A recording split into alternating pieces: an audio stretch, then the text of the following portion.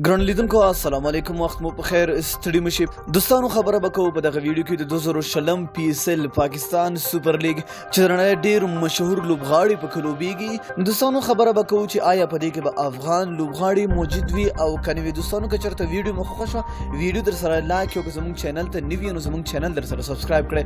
نو راځئ دوستانو په دې وغږیږو چې آیا افغان لوبغاړي به په PSL کې وي او که نه وي. بالکل دوستانو که تاسو خیال کړي چې په تیر PSL لوبه کې هم دوه افغان لوبغاړي چې راشد خان او محمد نبی دی دواړه په کویټا ګلیډرز کې یعنی یو لوبډلې سره وو، دواړه به په یو کې لوبېدل. نو په دغه را روان PSL کې چې په 2020 کې پیلېږي، په دې کې ډېر نومونه په ډرافټ کې راغلي چې په هغې کې راشد خان دی، محمد نبی، مجیب زدران، ظاهر خان، قیس احمد او سلام خیل، شفیق الله شفق او سمیع الله شنواري او همداسې که موږ وګورو نجیب زدران او حضرت الله زازی هم په دغه ډرافټ کې شامل دي. نو دوستانو که موږ وګورو د افغانستان پریمیر لیگ هم شروع کیږي، په دې کې به ګورو چې پاکستانی لوبغاړي وي او که نه وي. نو هغه تیر کوم چې APL شوی و هغې کې صرف شاهد افریدي راغلی و.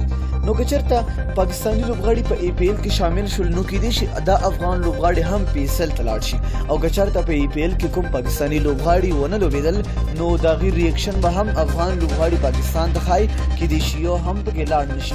نو دغه 10 نومونه وو چې دوی ډرافټ ته نوم ورکړل شوی دی، کیدای شي په دې کې اکثره واخیستل شي یا اکثره وانه غوښتل شي.